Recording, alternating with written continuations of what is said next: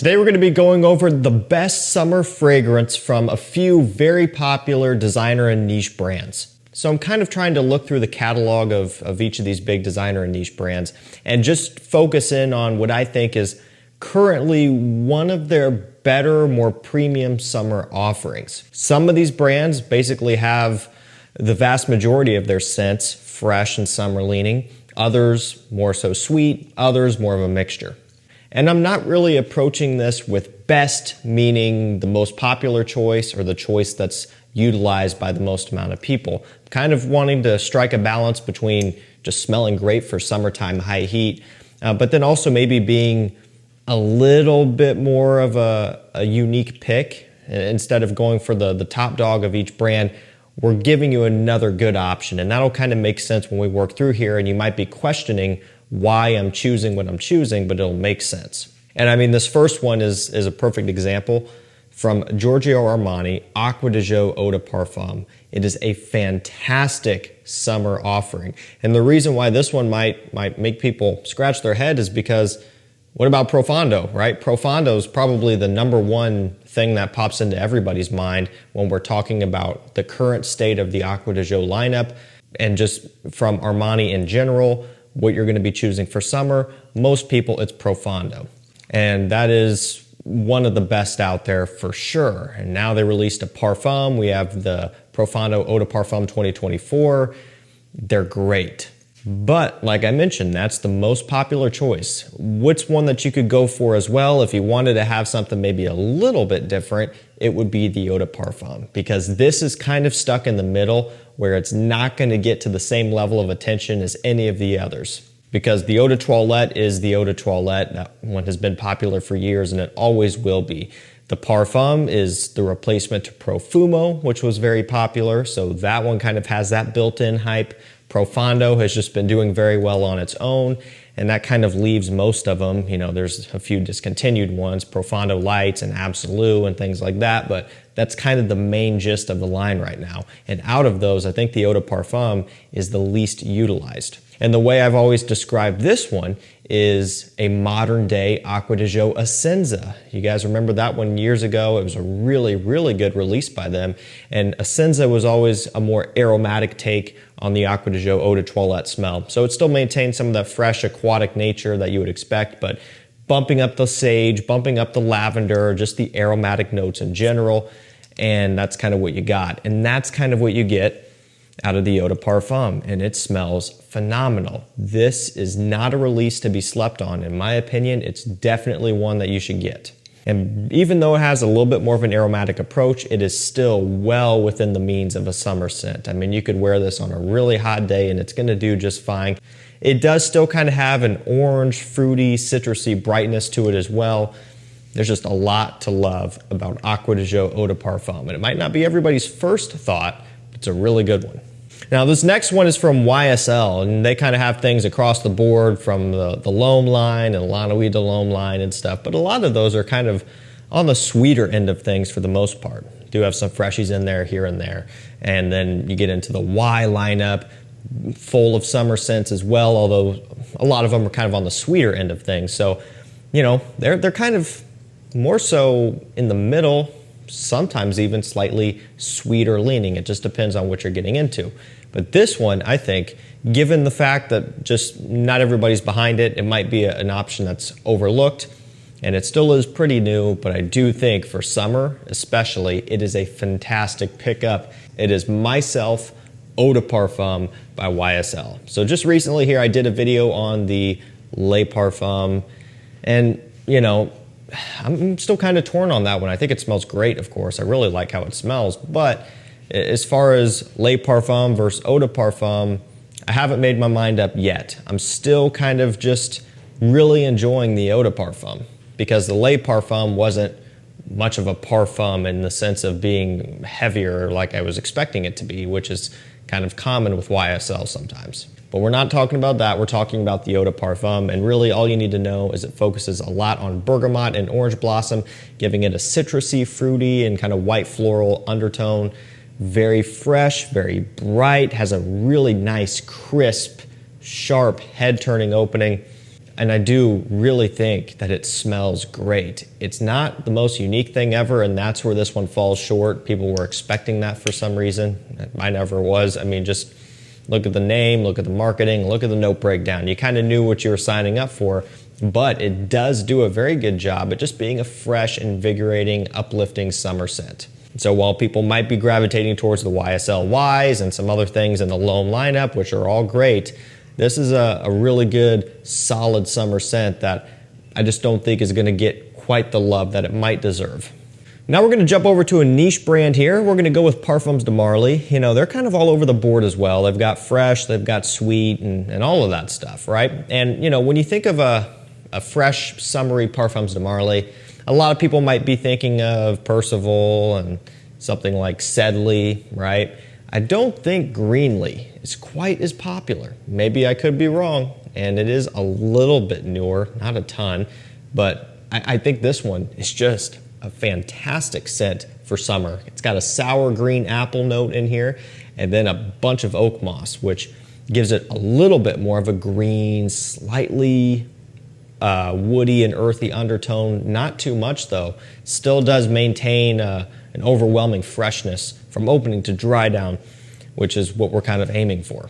You know, Percival is my least favorite of the fresh ones, I would say. You know, it's always been that way for me. It's more musky and I don't know, never been all that exciting. Sedley, on the other hand, is fantastic. Has a lot of bergamot, mint, geranium. It's kind of a little blue fragrance twist, although it doesn't smell like any of the other blues, but it kind of puts itself into that category, very bright. This one with the oak moss, with just the green notes in general, it has a bit more power behind it. And again, I think it's going to be more of an unpopular choice as far as a summer scent is concerned, which I think is perfect if you want to stand out a bit. And you know, Parfums de Marley, they're expensive, but you can catch these on sale every now and then, and you can get them for a bit less than retail, quite a bit less than retail when they're on sale, which would be the time to buy for sure. I think every now and then you can get them right at 200 or maybe a little bit less for 125 ml. That's the time to buy.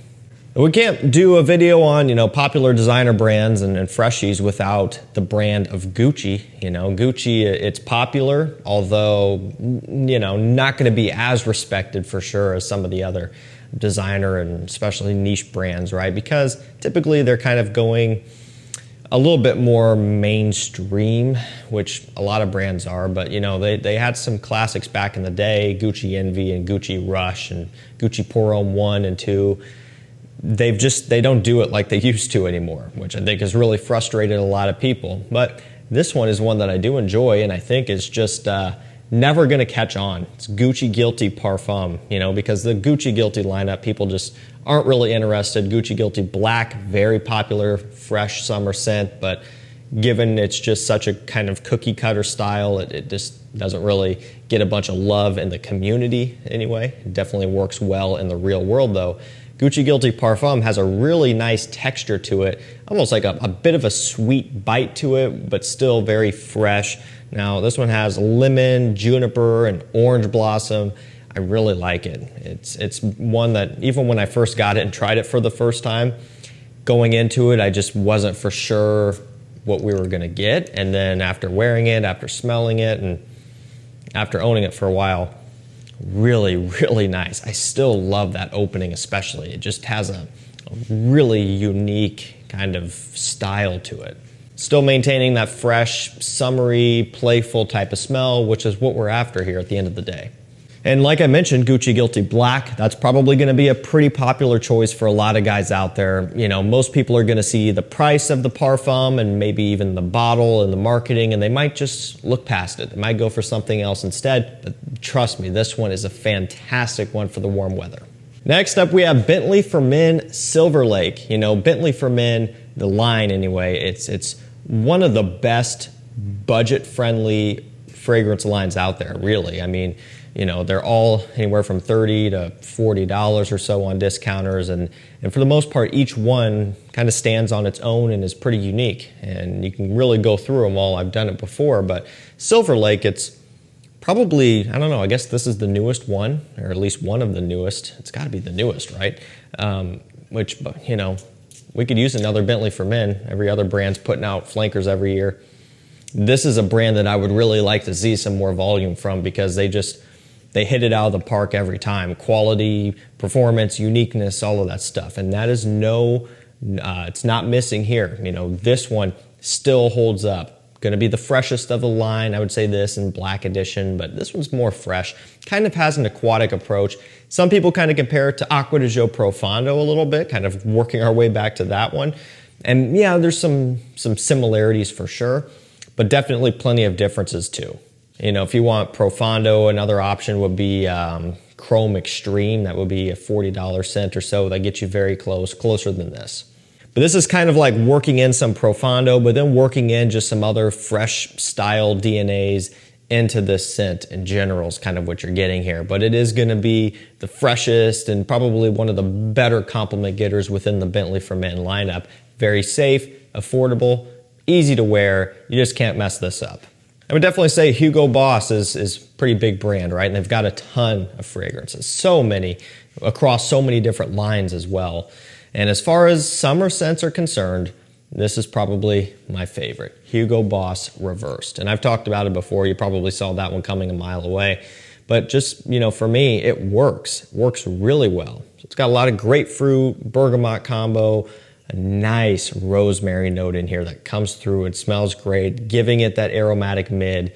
And then you kind of get a vetiver dry down, giving it some kind of a soapy, woody dry down. And then not listed, but like an ambroxan type of bright sparkle that is kind of prevalent throughout the entirety of the scent. Now, I've always kind of said that this one is in a similar category to Elysium, and that would be the vetiver type that they're using mixed with the citrus. That's kind of what puts it in that category. Is it a clone of Elysium? No. There are clones of Elysium out there. Not going to be this one though. But this is now down to around $35 or so. It used to be a lot more expensive, and it's worth every bit of that. You know, if you want a nice, affordable, everyday signature scent, summer scent, Hugo Boss Reversed is it. I mean, this is fantastic. The quality is much better than you would expect for a $35 scent. As far as a lot of the other Hugo Boss freshies, this one is one of the more unique ones. And again, going back to that quality standpoint especially, it's a noticeable difference. So let's jump back over to niche. We're gonna go with the brand of Manera. So you can get into Manera a lot of times for under $100. And this one is gonna be one that you can get into that for less than $100 as well. On discounters, you know, these are usually gonna be $70, $80, right? Just depending. It's Manera Sicily. So this one, it just has, I mean, really, all of the fruits and citruses that you could expect. Orange, peach, grapefruit, musk, and a bunch more. But that kind of just gives you an idea. So, I mean, fruity, fresh, summery. You can't get any more bright and uplifting than this, really. Now, the main issue people might find with this one is it's not a masculine smelling scent, right? So a lot of Maneras, they're unisex. This one definitely is. It doesn't smell like a cologne. I don't think it smells like a perfume either. The way I've always described this one is that it just smells like the combination that I just listed off. And when you look at the notes and you see, that's kind of what you get. So if that combination of fruits and citruses just doesn't work for you, and because they don't put like a bunch of woods and cologne style notes in here to push it in that direction, then this wouldn't be for you.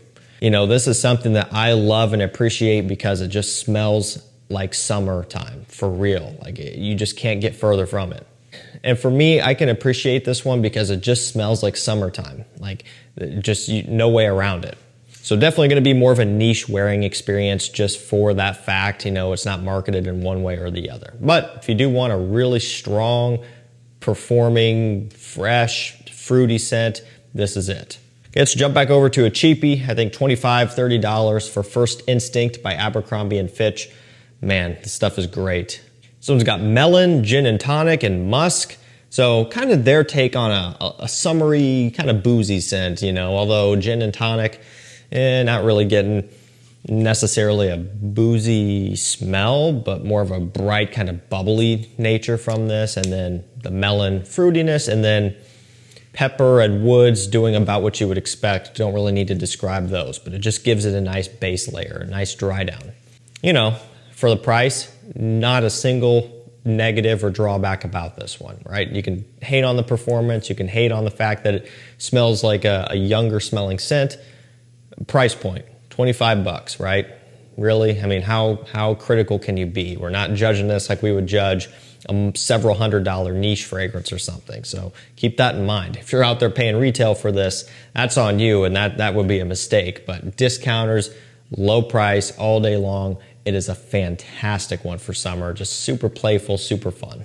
L'Eau Super Majeure d'Issy by Issey Miyake. This is yet another brand that just has so many fragrances you can't even keep up or really name them all off the top of your head. When you start factoring in all of the summer editions and everything, it's completely insane.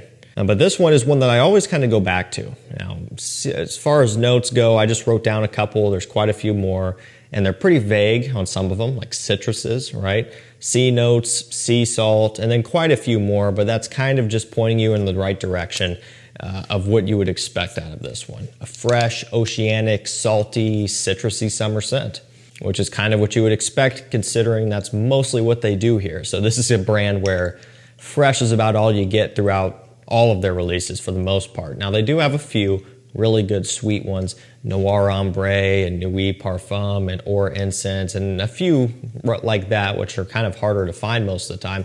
But the vast majority of their releases are pretty fresh and summery. So you've got a lot to choose from. Again, for me, this is one that just draws me in the most. I think it does have a bit more of a premium smell. Some of the low Dissy flankers are a little bit cheap sometimes. Not this one though. Really premium, affordable on discounters, great summer release.